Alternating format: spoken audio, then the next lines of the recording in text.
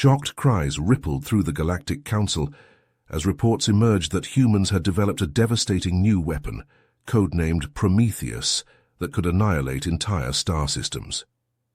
In the year 2257, war was raging between the United Earth Federation and the ruthless Zorgian Empire.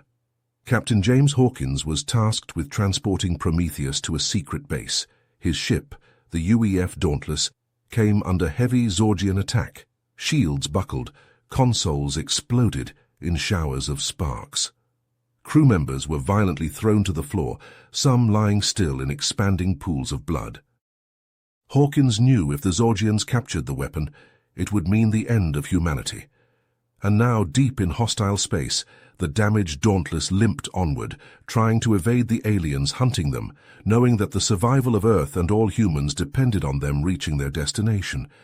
Because if Prometheus fell into enemy hands, the Zorgians would use humanity's own creation to wipe them out, permanently. News of the attack on the Dauntless spread through the ranks of the United Earth Federation like wildfire. Admiral Victor Petrov slammed his fist on the command console as he read the report. He had been fighting the Zorgians for decades, and he knew that they couldn't have found the Dauntless by chance. Someone must have tipped them off. So, Lieutenant, I want a full investigation into this incident. Question everyone who had knowledge of the Dauntless's mission. I don't care if they're a janitor or a general. I want to know what they know. The lieutenant saluted. Yes, sir, I'll get right on it. Petrov leaned back in his chair, his brow furrowed. He had a bad feeling about this. If there was a traitor in their midst, then no one was safe. Meanwhile, the Dauntless limped into the research facility's hangar bay. The once pristine ship was now a battered wreck, its hull scorched and pitted with blast marks. Captain Hawkins stepped out of the airlock, his face grim. He had lost a lot of good men and women in that battle. Dr. Stern was waiting for them, a tall, thin man with a shock of white hair. He looked like he hadn't slept in days. Captain Hawkins, I'm glad you made it. We heard about the attack. I'm sorry for your losses. Hawkins nodded.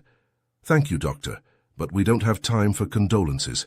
I need to know what this Prometheus thing is and why the Zorgians want it so badly. Stern led them into the facility, past heavily armed guards and through layers of security. They entered a large circular room dominated by a strange device. It looked like a giant glowing orb pulsing with an eerie blue light. This is Prometheus, Stern said. It's a device that can manipulate dark matter. Hawkins frowned. Dark matter, isn't that just theoretical? Stern shook his head. Not anymore. We've found a way to harness its power. With this device we can create weapons of unimaginable destructive power. We can also use it to develop new propulsion systems that could take us to the stars. Hawkins looked at the device, a sense of unease growing in his gut. And the Zorgians know about this? We believe so. That's why we need to keep it out of their hands at all costs. If they get their claws on this technology, they could conquer the entire galaxy. As the Dauntless underwent repairs, Hawkins met with his senior officers. They were all shaken by the attack and the loss of their crewmates. I don't like this, sir, said Commander Eleanor Rodriguez, the ship's tactical officer. If the Zorgians knew about our mission, then we have a serious security breach. I agree, said Lieutenant Commander Mikhail Volkov, the chief engineer. We need to find out who's responsible and plug the leak. Hawkins nodded. Admiral Petrov is already investigating. In the meantime, we need to focus on our mission. If Prometheus is as powerful as Dr. Stern says, then it could change the course of the war. The officers looked at each other, a mix of hope and fear on their faces. They all knew that they were on the cusp of something momentous, something that could alter the balance of power in the galaxy forever. But they also knew that the road ahead would be fraught with danger and sacrifice. The Zorgians would stop at nothing to get their hands on Prometheus, and they had already shown that they were willing to kill to do it. As the meeting broke up, Hawkins looked out the window at the stars. He had always dreamed of exploring the galaxy, of seeing new worlds and encountering new civilizations. But now he realized that the fate of humanity rested on his shoulders, and he would do whatever it took to protect his people, even if it meant sacrificing his own life. The Dauntless was repaired and ready to go, but Hawkins knew that the real battle was just beginning, and he was determined to see it through to the end, no matter the cost. The Galactic Council chamber was in an uproar. Representatives from a dozen different species shouted and gestured, their voices rising in a cacophony of anger and fear. At the center of the storm stood the Zorgian ambassador, a tall reptilian creature with cold yellow eyes. "The humans have gone too far this time," the Zorgian ambassador hissed. "This Prometheus weapon is a threat to the entire galaxy. We demand that the United Earth Federation surrender it immediately and submit to galactic oversight." The human ambassador, Richard Donovan, was on his feet in an instant. He was a stocky man with a no-nonsense demeanor, and he was not about to let the Zorgians push humanity around. "This is an outrage," Donovan said, his voice booming across the chamber. "The UEF will not be bullied into giving up our sovereignty. Prometheus is a human creation, and we will not hand it over to anyone, least of all the Zorgians." The Zorgian ambassador's eyes narrowed. "You forget your place, human. The Galactic Council has the authority to regulate all weapons of mass destruction. If you refuse to comply, there will be consequences." Donovan met the Zorgian's gaze unflinchingly. "The UEF does not recognize the Council's authority in this matter. We will not be intimidated by your threats." The chamber erupted into chaos once again. Representatives from other species began to take sides, some siding with the Zorgians and others with the humans. The council speaker, a tall, slender being with pale blue skin, banged his gavel frantically, trying to restore order. "Enough!" the speaker shouted. "We will have order in this chamber." Slowly the shouting died down. The speaker turned to the Zorgian ambassador. "Ambassador, you have proposed a resolution demanding that the UEF surrender this Prometheus weapon and submit to galactic oversight. Is that correct?" The Zorgian nodded. "It is." The speaker turned to Donovan. "And the UEF opposes this resolution?" Donovan nodded. "We do. This is a violation of our sovereignty and a transparent attempt by the Zorgians to control humanity." The speaker sighed. "Very well, we will put the matter to a vote. All in favor of the Zorgian resolution?" Hands went up around the chamber. The speaker counted quickly. "All opposed?" More hands, but fewer this time. Donovan's heart sank. He knew what was coming. "The resolution passes," the speaker said. "The UEF is hereby ordered to surrender the Prometheus weapon and submit to galactic oversight. Until they do so, the Council imposes economic sanctions on all UEF worlds and colonies." The Zorgian ambassador smiled coldly. "You see, human? The Council has spoken. You will comply or you will suffer the consequences." Donovan's face was red with anger. "This isn't over," he growled. "The UEF will not back down. We will fight this injustice with every means at our disposal." As the council chamber emptied, Donovan was already on his communicator, relaying the news back to Earth. The UEF High Command would need to be informed immediately. They would need to prepare for the worst. Because now, with the sanctions in place, the UEF was effectively cut off from the rest of the galaxy. They would have to find a way to survive on their own, with no allies and no support. And all the while, the Zorgians would be watching, waiting for their chance to strike.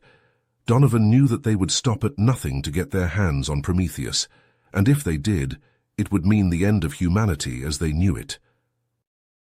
The stakes had never been higher, and the fate of the galaxy hung in the balance. Admiral Petrov pored over the data, his eyes scanning the screen for any clue that might lead him to the source of the leak. He had been at this for hours, sifting through communications logs and personnel files, trying to find the one piece of information that would crack the case wide open. And then he saw it, a pattern of encrypted messages, all originating from within the UEF's own command structure. Petrov's heart sank as he realized the implications. The leak wasn't coming from some low-level technician or a hacked computer system. It was coming from the very people who were supposed to be protecting humanity's interests. He dug deeper, tracing the messages back to their source. A group of high-ranking officials, all with access to the most sensitive information about Prometheus and the UEF's plans. They had been communicating with each other for months, discussing their doubts about the wisdom of defying the Galactic Council. "We can't win this fight," one message read. "The Zorgians are too powerful, and the other races will side with them. We need to find a way to negotiate, to give them what they want." "Prometheus is our only bargaining chip," another replied. "If we hand it over, we'll be at their mercy. But if we keep it, we risk a war that could destroy us all." Petrov's fists clenched in anger. These people were supposed to be leaders, but they were willing to sell out their own people to save their own skins. He knew he had to act fast before they could do any more damage. He stormed into the office of the UEF's top commander, a grizzled veteran named General Marcus Graves. Graves looked up in surprise as Petrov slammed the datapad down on his desk. "We have a problem," Petrov said, his voice tight with anger. "A group of our own people have been leaking information to the Zorgians. They want us to surrender Prometheus and submit to the Council's demands." Graves' face darkened as he read the messages. "Traitors," he growled. "They'll face a court-martial for this." "We don't have time for that," Petrov said. "We need to act now before they can do any more damage. And we need to send a message to the Zorgians and the rest of the galaxy. A message that humanity will not be pushed around." Graves nodded slowly. "What did you have in mind?" Petrov outlined his plan. They would send the Dauntless with Captain Hawkins and a hand-picked crew to confront the Zorgian fleet. They would use Prometheus to demonstrate the weapon's power and show the galaxy that humanity was not to be trifled with. Graves listened intently, his eyes narrowing as he considered the risks. "It's a gamble," he said finally, "but it might be our only chance to avoid a war we can't win." He turned to his intercom. "Get me Captain Hawkins and tell Dr. Stern to prepare Prometheus for deployment." As the orders went out, Captain Hawkins was already preparing for the mission. He had seen the power of Prometheus firsthand, and he knew what was at stake. The fate of humanity rested on his shoulders, and he was determined not to let them down. He gathered his crew, a mix of seasoned veterans and young recruits, all of them ready to lay down their lives for the cause. They knew the risks, but they also knew that this was their chance to make a difference, to strike a blow for humanity in the face of overwhelming odds. Dr. Stern was there too, his face lined with worry as he oversaw the final preparations for Prometheus. He knew the weapon was powerful, but he also knew that it was untested in real combat. If something went wrong, it could be catastrophic. As the Dauntless lifted off, Hawkins could feel the weight of the moment pressing down on him. The fate of humanity was in his hands now, and he knew that he would have to use every ounce of his skill and courage to see them through. The Zorgian fleet was waiting for them, a vast armada of ships that stretched as far as the eye could see. Hawkins knew that they were outmatched in terms of sheer numbers, but he also knew that they had a secret weapon. He gave the order, and Prometheus was brought online. The device hummed with power, its eerie blue light pulsing through the ship's interior. Dr. Stern watched the readings carefully, his fingers flying over the controls as he fine-tuned the weapon's settings. And then, with a blinding flash of light, Prometheus unleashed its power. A beam of pure energy lanced out from the Dauntless, striking the nearest Zorgian ship with devastating force. The ship exploded in a ball of fire, its debris scattering across the void. The Zorgians were caught off guard, their ship scattering in confusion as they tried to evade the deadly beam. But Hawkins was relentless, his crew working in perfect unison as they targeted one ship after another. The battle raged on, the Dauntless weaving through the Zorgian fleet like a deadly needle, striking with precision and power. The Zorgians fought back with everything they had, but they were no match for the power of Prometheus. In the end, the Zorgian fleet was in ruins. their ships drifting lifelessly through the void. Hawkins and his crew had done the impossible, striking a blow for humanity that would be remembered for generations to come. As the Dauntless returned to Earth, Hawkins knew that the fight was far from over. The Galactic Council would not take this lying down, and the Zorgians would be out for blood. But he also knew that humanity would not back down, not now, not ever. They had Prometheus, and they had the courage and determination to use it, and with that they would face whatever challenges lay ahead, united in their resolve to defend their way of life and their place in the galaxy. The Dauntless docked at the research facility under high security conditions. Captain Hawkins disembarked, met by Dr. Stern and Admiral Petrov. "You did it, Captain," Dr. Stern said, shaking Hawkins' hand vigorously. "You showed those Zorgians what Prometheus can do. The data we collected during the battle will be invaluable in refining the weapon for future use." Admiral Petrov had a more somber expression. "You performed admirably, Captain Hawkins, but I'm afraid the situation has escalated. The Galactic Council is in an uproar over the attack, and the Zorgian ambassador is demanding that we hand over Prometheus and submit to their authority immediately. I've also uncovered evidence that the information leak came from high-ranking officials within our own government who believe we should comply with the Council to avoid a war." Hawkins' brow furrowed. "With all due respect, Admiral, we can't back down now. Giving in to their demands will only embolden the Zorgians and weaken our position. We have to show the galaxy that we won't be pushed around." Petrov nodded. "I agree, Captain. That's why I'm authorizing a new mission. We need to send a clear message to the Galactic Council that humanity will defend itself and its interests, no matter the cost. I want you to lead a strike force deep into Zorgian space, using Prometheus to cripple their military infrastructure and command centers." Dr. Stern looked uncertain. "Is that wise, Admiral? We still don't fully understand the long-term effects of using dark matter weapons. There could be unforeseen consequences." Petrov fixed the scientist with a steely gaze. "We're out of options, Doctor. The Zorgians and their allies on the Council are backing us into a corner. We must act decisively and show that we are not a race to be trifled with, lest we become a mere vassal under the Council's rule." Hawkins straightened, determination burning in his eyes. "I understand, Admiral. I'll handpick a team and prepare the Dauntless for the mission. We'll strike hard and fast, and we won't stop until the Zorgians and the Council understand that humanity is a force to be reckoned with." As the three men discussed the details of the upcoming operation, Captain Hawkins couldn't shake the feeling that this was a turning point for humanity. The decisions made in the coming days would shape the course of their species' destiny, for better or worse. The Dauntless dropped out of FTL in a remote and uncharted star system, the ship's sensors immediately lighting up with warnings of multiple hostile contacts. Captain Hawkins gripped the armrests of his command chair as the viewscreen resolved the image before them. A massive Zorgian armada, easily dwarfing their own force, with the unmistakable flagship of Admiral Zor-Thak at its center.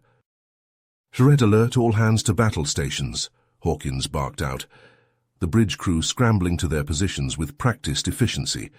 He turned to his communications officer. "Hail the flagship. Let's see what the good Admiral has to say for himself."